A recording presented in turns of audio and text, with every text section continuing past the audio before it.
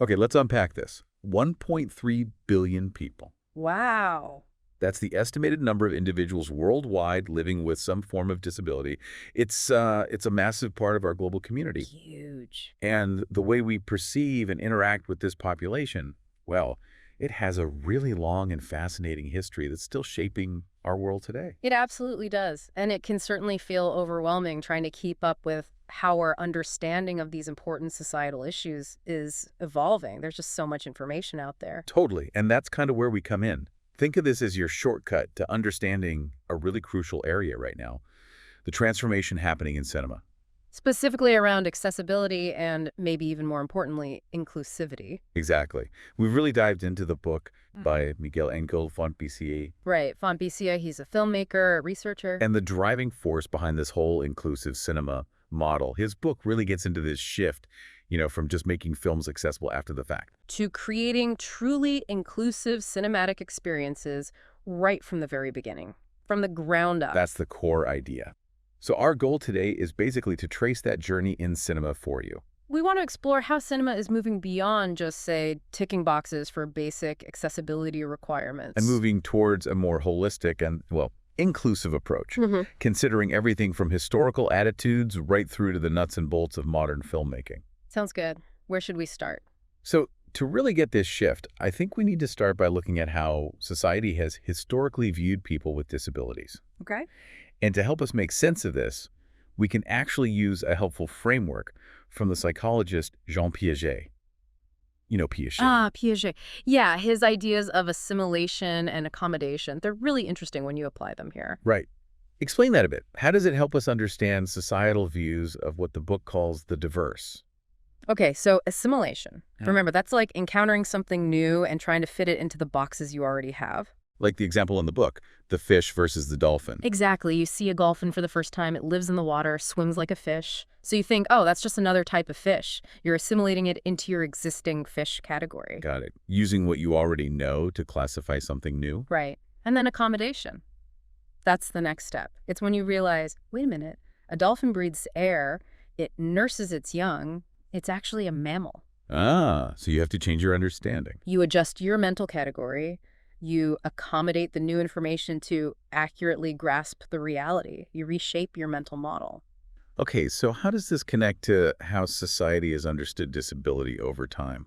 Well, if we map that onto our topic, society's understanding of disability has often followed the same kind of path. It's been gradual. Okay. Initially, there might be assumptions based on limited experience, maybe even fear or misinformation. That's the assimilation part. Trying to fit disability into pre-existing, often negative frameworks. Right, making assumptions. Then, hopefully, through things like increased awareness, education, advocacy, evolving social norms, we begin to develop a more accurate, more respectful, and more inclusive understanding. That's the accommodation. And that's the accommodation. But the book really emphasizes that this has been a slow process, a slow but ongoing evolution. It definitely sounds like it. So looking back through history, what kind of barriers are we talking about? What did people with disabilities typically face? Well, the book points out that disability isn't new. It's been part of human history from the very beginning.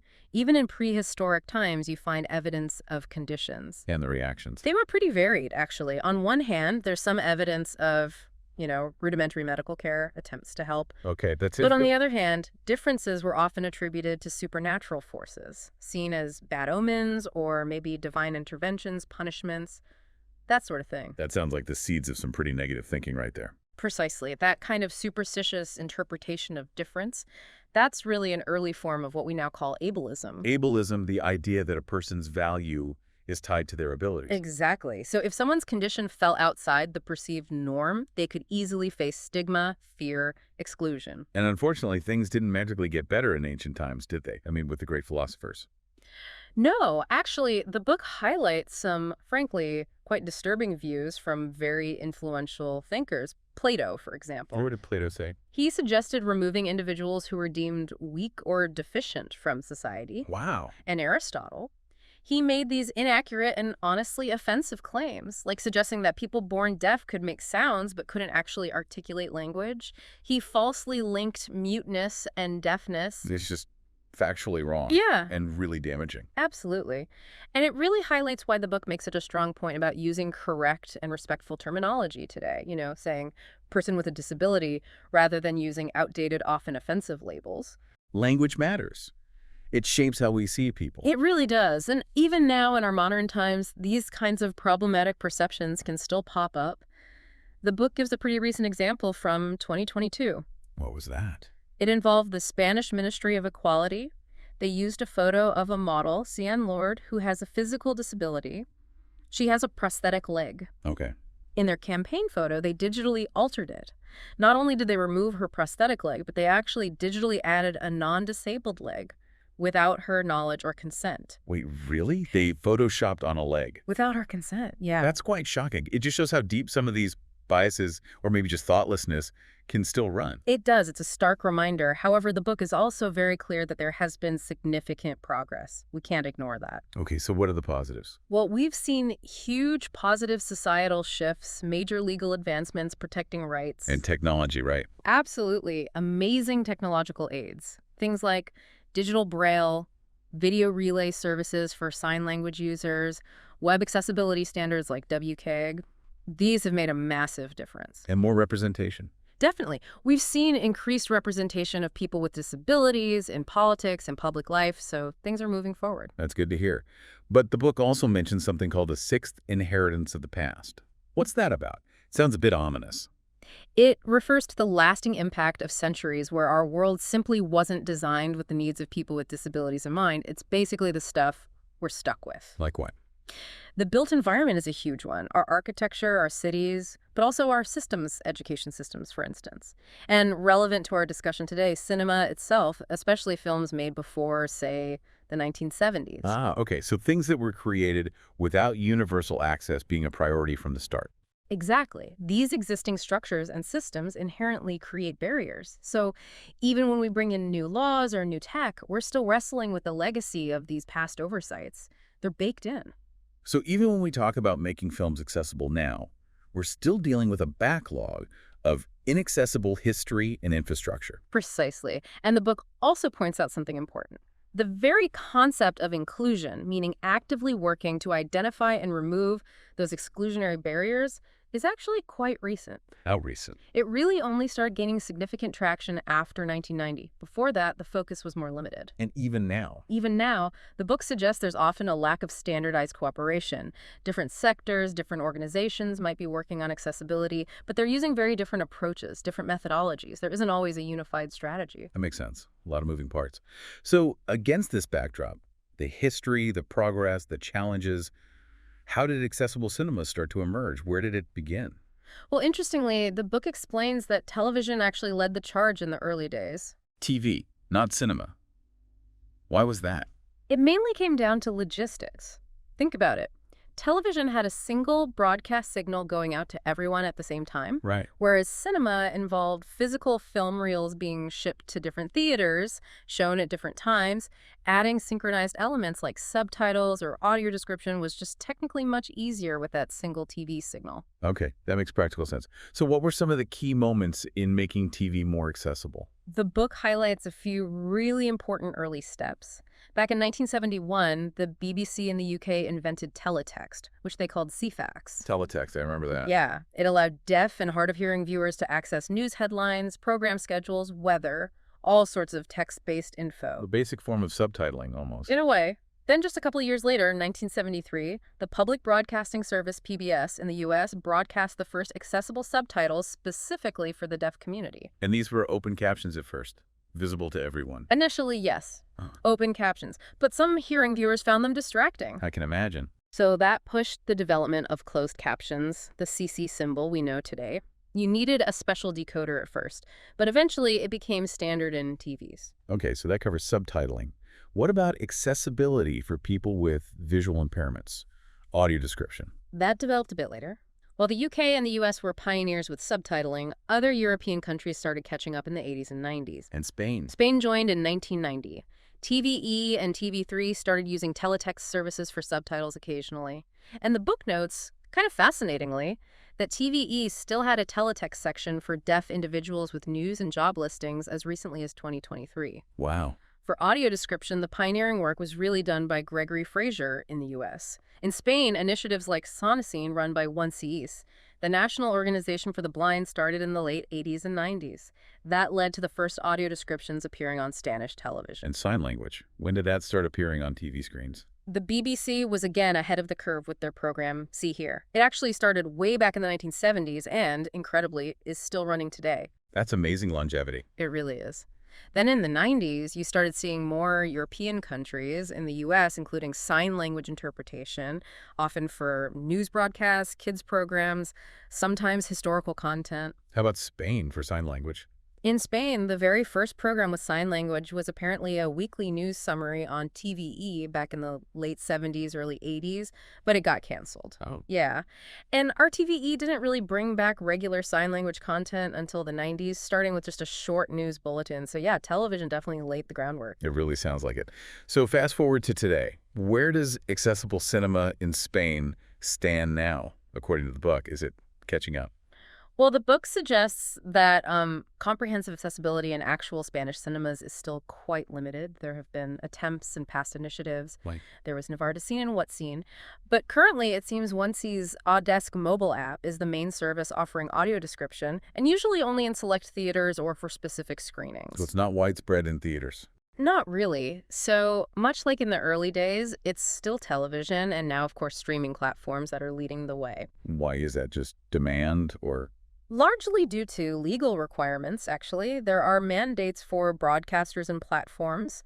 However, the book does point out a catch. Okay. Even the subtitles you find on major viewing platforms in Spain don't always follow the established national standards for things like color coding or reading speed. Huh. So even where accessibility exists, it's not always consistent or standardized. Exactly. But the book also talks about a more organic growth of accessibility online, which is interesting. Organic growth. How so? Well, despite the technical hurdles sometimes, the internet has kind of accidentally become this space where accessibility features just emerge. Think about GIFs or memes with text captions. Right. They're inherently readable. Yeah, for many people with hearing impairments. Or audio summaries of films or comics you find on YouTube that provides entertainment for visually impaired people. And platforms allowing uploads. Exactly. Platforms like Vimeo now let creators upload their own subtitle tracks, their own audio description tracks, even social media's automatic subtitling. Which can be hit or miss. Definitely hit or miss, but it is contributing. And the rise of AI tools for subtitling suggests we might see even more democratized accessibility in digital media going forward. It's a mixed bag, but there's movement. Okay, so moving from the history and the current state, the book outlines different ways filmmakers approach accessibility. 3 models, right? Traditional, hybrid, and inclusive. Let's start with the traditional one. Right. The traditional model, as the book describes it, is basically where accessibility features subtitles, audio descriptions are added after the film is completely finished, like it's an add-on. Just tacking it on at the end. Pretty much. And while it's obviously better than nothing, doing it this way can be really challenging. The book argues it often results in lower quality accessibility. Especially for audio description, maybe. Trying to fit it in. Yeah. Particularly AD. The book quotes Vasquez Martin, who points out you can follow all the accessibility guidelines perfectly and still end up with a really poor, clunky result. Because it wasn't planned for. Exactly. If you think back to Piaget, the film and the accessibility are developed totally separately. There's no real integration, no accommodation between the creative work and the access features. Right, it makes sense. Like trying to subtitle a really fast-paced action scene after it's already locked, you might get the words down, but the timing, the rhythm, the impact could be totally lost. Precisely. So what about the hybrid model? Is that better? The hybrid model is definitely a step up. It involves more integration. You start seeing collaboration with accessibility experts during production, maybe thinking about legal compliance. And marketing tie-ins. Yeah, often linking the film's marketing to social causes related to disability. This brings more visibility to accessibility, which is good. But there are potential downsides. The book points out a few pitfalls. Sometimes these campaigns, even with good intentions, can accidentally reinforce stereotypes. Or they might rely on narratives that portray people with disabilities in quite limiting, maybe even pity-based ways. Ableist tropes can creep in. Okay, so better than traditional, but still potentially problematic. Yeah. Which brings us to the core of the book, really. The inclusive model, particularly Fontbezier's approach. Yes, the inclusive model. And Font-Bezier's methodology specifically is built on this really fundamental principle. You have to integrate accessibility right from the very beginning, from the script Oh, level. the script. Yeah, Yeah. and the book actually traces how he developed this model through his own film projects. It's quite a journey. That sounds fascinating, seeing the evolution in practice. Can you walk us through that journey, from accessible to inclusive through his work? Sure. The book starts with X-Mile, which was back in 2016. It began as a pretty standard science fiction short film made using that traditional model. But then, during post-production, this opportunity came up to add multi-sensory elements, smells, tactile feedback, even tastes linked to the film. Whoa, okay. Multi-sensory cinema. Yeah, and that got Font-Bezier thinking. Yeah, If we're doing this, could we also adapt the film for people with sensory disabilities? makes sense. So he reached out to CERMI, the Spanish Disability Council. They were enthusiastic, but they basically encouraged him to create the subtitles and audio description himself. A DIY approach. Kind of. And that whole experience really drove home the limitations of adding accessibility as an afterthought. It felt rigid, less effective. They did manage to include some sign language and related materials like documentaries and a music video, but the big takeaway was clear. What was that? The absolute necessity of considering accessibility right from the script's inception. You couldn't just bolt it on effectively. So X-Mile was the catalyst. It showed him the traditional way wasn't enough. What came next? Next was Tiempo de Blues in 2017, and the book identifies this as the first properly inclusive short film. Okay, so what was different? Here, accessibility was a consideration from the very first draft of the script. The team also actively collaborated with people with disabilities in various roles, both in front of and behind the camera. And they worked with accessibility companies differently. Yes, they aimed to build better, more collaborative relationships. And significantly, they created a full sign language translation version of the film with FEZORD CV, the Federation of Deaf People of the Valencian Community. That sounds like a major step forward. Building it in from the start, collaboration. It was, and then came Swing. La Vida d'un Secret in 2020. This was the big one, the first inclusive feature film applying this whole paradigm at a more industrial feature film level. Okay, so scaling up the inclusive model, what did that involve? With Swing, they had an accessibility company involved right from pre-production. They cast actors with disabilities. They further refined their whole accessibility reporting process. But they hit distribution snags. Yeah, the pandemic really threw a wrench in the works for distribution. It had a very limited theatrical release and went mostly to streaming. And as we mentioned, the streaming platforms often created their own subtitles, bypassing the carefully crafted inclusive versions. That's rating. Very. But Swing was also significant because it featured a deaf actor, Pablo Vidal, in a key role. This prompted really interesting explorations of how to represent sign language authentically on screen and make that signing accessible to visually impaired audiences through the audio description. We'll definitely have to circle back to that. It's clear the script is absolutely fundamental to this inclusive model. The book even points out it holds 50% of the author rights. That alone tells you how crucial it is legally and creatively. And the book quotes the director, Sidney Lumet, on this. What did Lumet say? He emphasized that once you've nailed down the script's narrative and symbolic core, the very next critical step is deciding how to tell that story visually and audibly. And that decision impacts literally every single department: cinematography, sound, art direction, everything. So if the script isn't written with inclusive possibilities in mind, Then the final film just won't naturally have those resources built into its DNA. You lose the opportunity.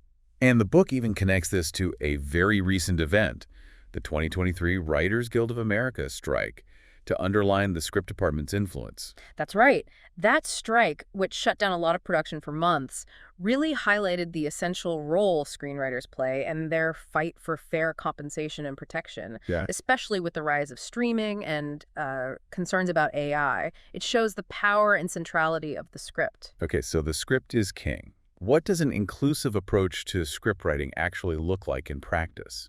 The book insists it doesn't restrict creativity. Yeah, that's a key message. It's not about putting handcuffs on the writer. It's actually about enhancing creativity by broadening the potential audience and ensuring more people can connect deeply with the story. What does it involve? Well, part of it is about respectful collaboration, especially if you're writing characters with disabilities, working with actors with those lived experiences, striving for authentic portrayals, avoiding stereotypes. And thinking about representation. Definitely.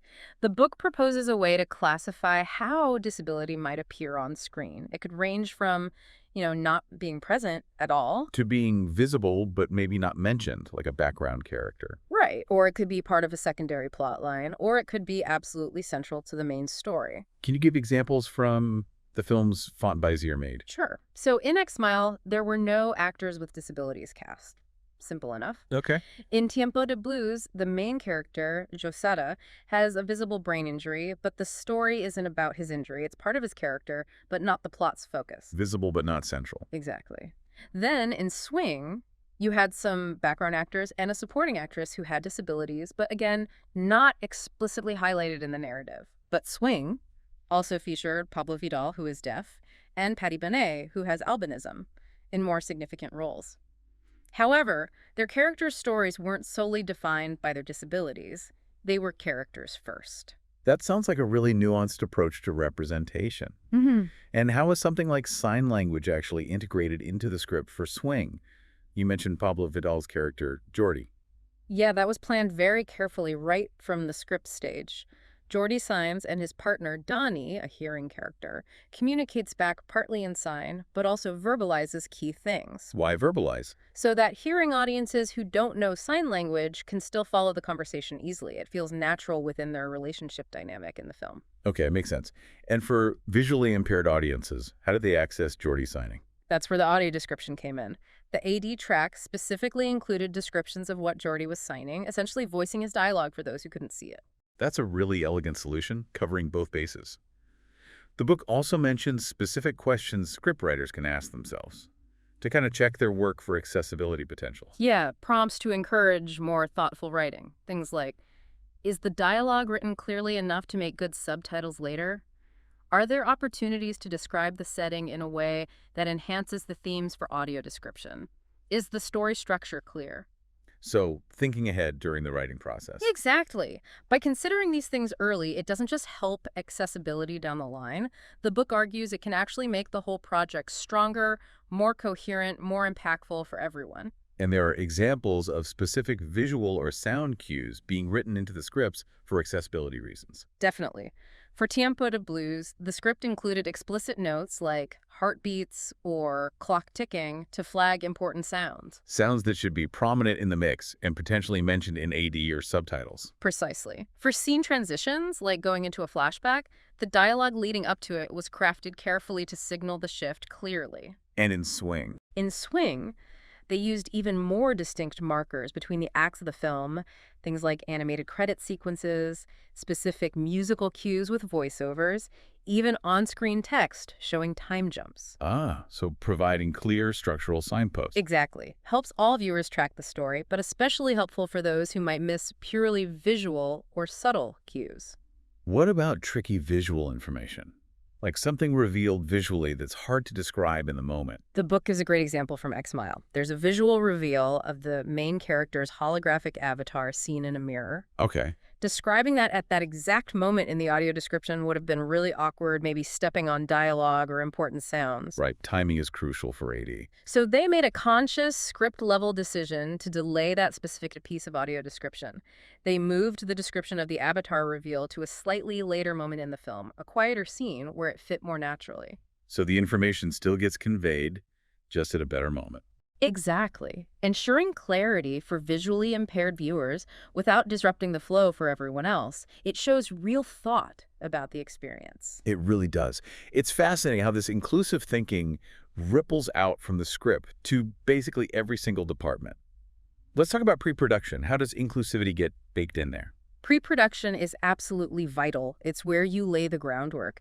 The book stresses getting the right support from the start, financial, logistical, and crucially human support. People who buy into the vision. Totally. It specifically shouts out the producer Nuria Sidancha, who worked on both Tiempo de Blues and Swing. She was a huge champion for the inclusive model. What did she do specifically? Beyond just securing resources, she actively advocated for the practices and even made an effort to learn and use some sign language to communicate directly with deaf crew members. That sets a powerful tone. Having a producer like that sounds essential. What about the director? What's their specific role in overseeing this? The director is kind of the conductor, right? They oversee all the inclusive decisions coming from the different departments, making sure everything aligns with the overall vision. And they contribute personally. Yeah, the book mentions that as part of the final accessibility report they create for these films, the director writes a personal motivation letter explaining their stylistic commitment to inclusivity. And it can influence the story itself. Sometimes, yeah. There's that cool example from Tiempo de Blues. The character Jota needs to fix a watch. The director found this real-world technique online using heat to melt solidified oil inside the watch and incorporated that specific, practical solution into the scene. Huh, that's great. A real-world accessibility solution becoming part of the plot. Exactly. It shows how deeply integrated the thinking can become. Okay, let's move to cinematography. How does the camera department contribute? It's so visual. Well, cinematography is always that blend of technical skill and artistic sensibility, right? For inclusivity, it means close collaboration Collaboration on what? on how to represent things visually in an accessible way. For instance, in Tiempo de Blues, when Jota plays guitar, they filmed his hands and the chords from a low angle to really emphasize the visual information for anyone who might rely more on sight. Making the music visual, in a sense. Kind of. And in Swing, making sure Geordie's hands were always clearly framed and visible when he was signing. That's a crucial cinematography choice. And lighting consideration. Absolutely. Thinking about Patty Bonet, the actress with albinism in Swing, they used lighting very thoughtfully to accommodate her photosensitivity while still achieving the desired look. And linking visuals to audio description. Yeah, they even adjusted descriptions based on the visuals, like changing a description from just a starlight to a blue and yellow starlight because the colors were distinct and added clarity for the AD. Little details matter. They really do. Oh, and another key thing. Consciously deciding not to put subtitles over really significant camera movements or crucial visual action. You don't want the text obscuring the image. That makes total sense. Okay, what about art direction? Sets, props, colors. Art direction plays a huge part. The book stresses the need for audio description to focus on concrete, prioritized information. Not just listing everything in the room, but what's important. Can you give an example? Sure. Instead of AD just saying he picks up a remote control, a more inclusive description linked to the art direction and sound might be he picks up the black remote and the music clicks off. It connects the object to its function. Providing context. Exactly. And props themselves can be designed with sound in mind, like the vibrating rubber duck in Swing. A vibrating duck. Yeah. Or Jota's keychain in Tiempo de Blues. These props made distinct sounds which could subtly convey character actions or movements to visually impaired listeners without needing constant verbal description. Clever sound design integrated with props. That is clever. Using sound baked into the world. What about costumes, makeup, hair? How do they fit in? Well, primarily they support character identity, of course, but they can also aid inclusive practices, maybe incorporating tactile elements into costumes, potentially for future sensory experiences, or just being mindful of how descriptions of costumes in the AD can offer clues. Clues about the character. Yeah. Describing Jota's specific rocker vest in Tiempo de Blues, for example, instantly gives visually impaired audiences a sense of his personality, his background. Right. Visual storytelling through description. Yeah. Sound itself, obviously critical. Yeah. Editing, mixing, Foley. The sound department has to work really collaboratively with the accessibility team. In Tiempo de Blues, they actually adjusted the final sound mix based on the draft audio description to make sure important sounds weren't being drowned out or that the AD wasn't clashing with key sound effects. A two-way street between sound design and AD. Absolutely. And subtitling music cues is another area. It's not just about writing music playing. It's about providing context when it's needed. Like identifying a specific song if it's relevant. Exactly. Or describing the mood of the music, if that's important. But also not over-subtitling generic background music. The book gives examples from X-Mile and Tiempo de Blues showing that balance. What about the musical score itself? Original music versus licensed tracks. The book talks about the inclusive power of a good score. Techniques like leitmotifs. Recurring themes for characters or ideas. Yeah. And programmatic music that tells a story or depicts a scene, these can be incredibly evocative for visually impaired audiences, offering another layer of narrative and emotional understanding. Like the scores for X-Mile and Tiempo de Blues use these. Yes, the composer Josue Vergara incorporated leitmotifs in both those films. It's a powerful tool. Okay, nearly there with departments. Visual effects, how do they integrate? VFX needs tight collaboration with art direction and the director. A key thing is placement, making sure on-screen text or effects don't clash with where subtitles will need to go. avoiding visual clutter. Right. And also deciding if on-screen text actually needs to be included in the audio description. Sometimes it's self-explanatory or redundant, other times it's crucial. They give examples from Swing and Tiempo de Blues credits sequences. So conscious decisions about what needs describing. Yeah. And there's a dedicated accessibility department in this model. Yes, they're the ones actually creating the final AD track, the subtitles, maybe the sign language version if there is one, and compiling that crucial accessibility report we mentioned. Which documents all these decisions. Exactly, and collaboration and testing are key for them. Testing the AD and subtitles with target users. And ideally, finalizing those tracks only when the film is 100% locked to avoid inconsistencies from last-minute picture or sound changes. Right, getting it right at the very end. What about during the actual filming, on set? Are there specific inclusive practices happening then? Absolutely. It's not just pre-production and post. During the shoot, they're actively recording any specific inclusive elements planned in the script. Getting feedback. Yeah, on Tiempo de Blues, they actually had a visually impaired consultant on set providing real-time feedback on clarity and descriptions. Wow, that's immediate input. Super valuable.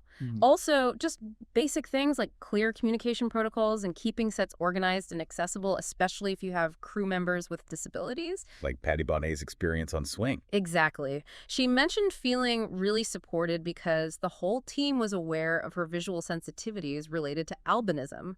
They made adjustments without fuss. And they integrated a deaf crew member. Yes, Juan Carlos Guillem worked on the crew for Tiempo de Blues. The book highlights how successfully he was integrated and how much value and perspective he brought to the production. It enriched the experience for everyone. It really sounds like a holistic, team-wide commitment. So you make this incredibly inclusive film. Then what?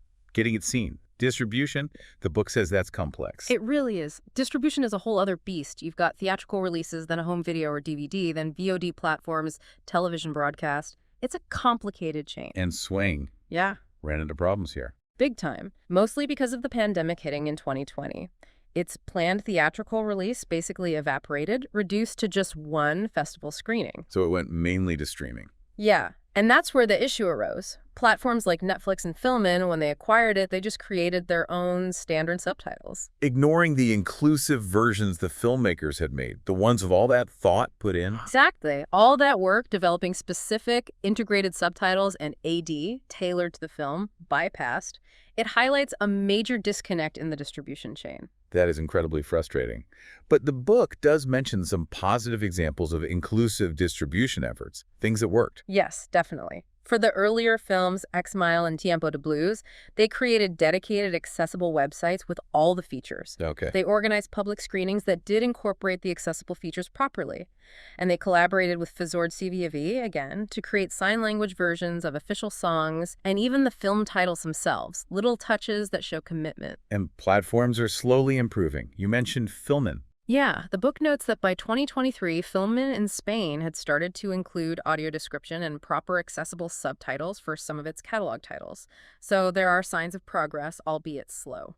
And Font BCA has his own platform now. Yes, he established MyCit Inclusivo, basically a banner or platform for his future inclusive projects, probably to have more control over how they're presented and distributed. The book also revisits sign language in film. What were the main takeaways there? While Font BCA's preference, based on his experiences, leans towards full-screen sign language representation integrated into the film itself, like they did in Swing or adapted music videos. As opposed to the little interpreter box. Right. He feels the traditional inset interpretation can sometimes lack consistency or artistic integration.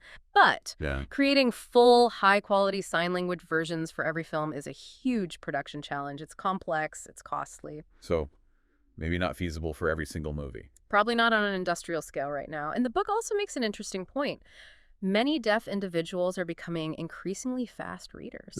Meaning subtitles are often preferred anyway. Meaning that well-crafted subtitles might actually be a more practical and widely accessible industrial solution for reaching the majority of the deaf and hard-of-hearing audience efficiently.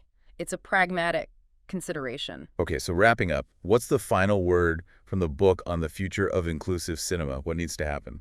The main takeaway is the urgent need for the rest of the industry distributors, cinema exhibitors, streaming services, TV channels to catch up and properly adapt to these inclusive film products. They need to handle the accessibility features correctly. Exactly. It's about proper management, clear labeling, making sure the AD and subtitle tracks the filmmakers create are actually the ones delivered and easily accessible to the audience who needs them.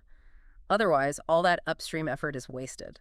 So this deep dive really hammers home that inclusive cinema isn't just, a nice-to-have add-on. Not at all. It's about fundamentally rethinking the entire filmmaking process, literally from page one of the script all the way through to how you watch it on your screen. And the goal is creating a genuinely more equitable and ultimately a more enriching cinematic experience for absolutely everyone. Which leaves us with a pretty big thought to ponder, doesn't it? I think so. It makes you think about the absolutely vast ocean of cultural content, films, TV shows, everything created throughout history without accessibility even being on the radar. Most of it. What are the implications of trying to retroactively make all of that accessible now? Is it even possible? And looking forward, what kind of truly innovative solutions might the future hold for genuine universal access to culture for all? That is a powerful question. A lot to think about there.